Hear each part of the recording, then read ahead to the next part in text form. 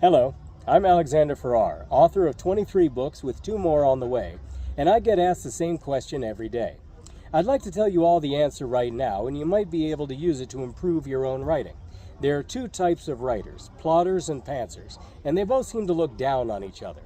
Plotters do outlines and write scenes on index cards, laying them out on the floor and agonizing over them, and pantsers just make it up as they go.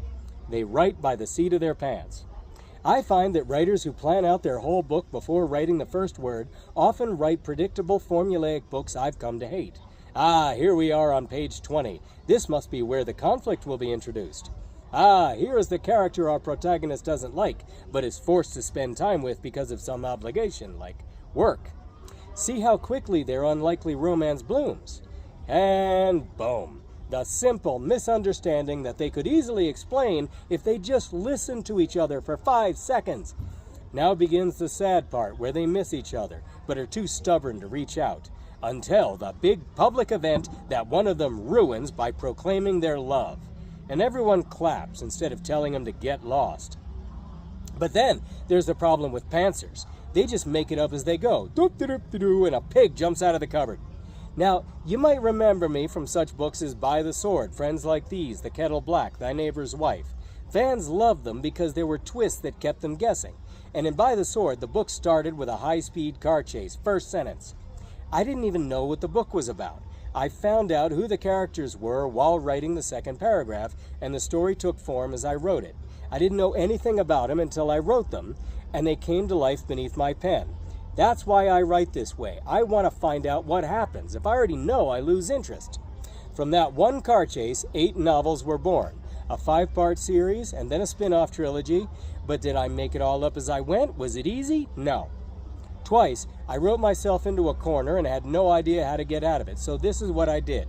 I do this for all my books, and it serves me well. The thing is, the book's already written in the depths of my mind. I just have to bring it out. In World War II, cryptographers realized the value of the subconscious mind in solving problems. They'd study an enemy code for a long time, and then take a break and go wash the dishes, play cards, whatever, take a nap. Then they experienced what the French call esprit d'escalier, or the wit of the staircase.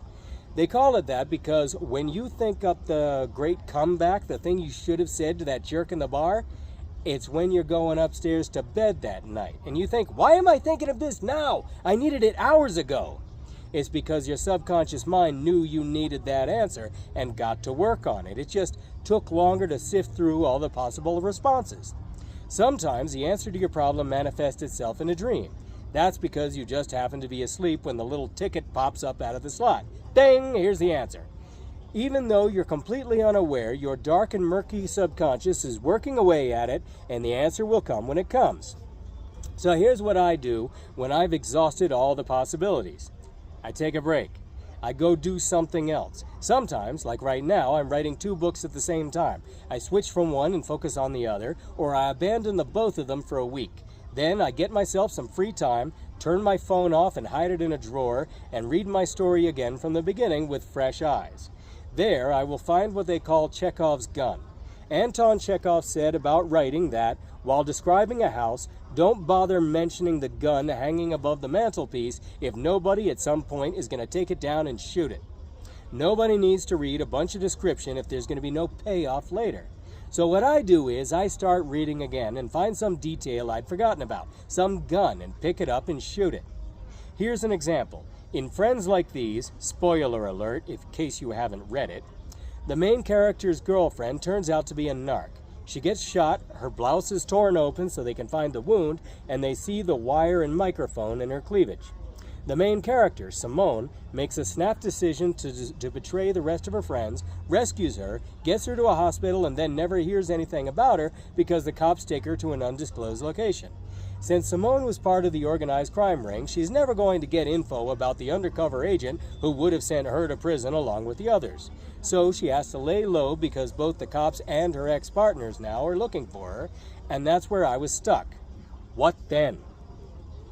I waited a few days, started reading again, and a light bulb went off from over my head in scene 3.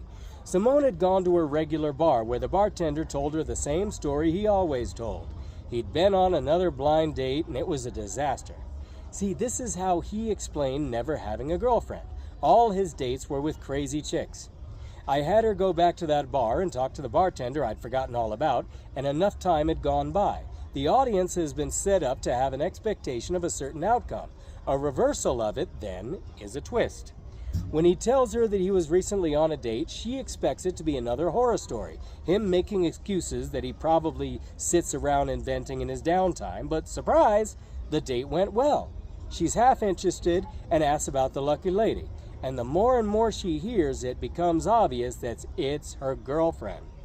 Now that the fiction of her deep cover is ended, she's trying to resume her normal life, and the bartender is her rebound from her first ever whirlwind lesbian romance.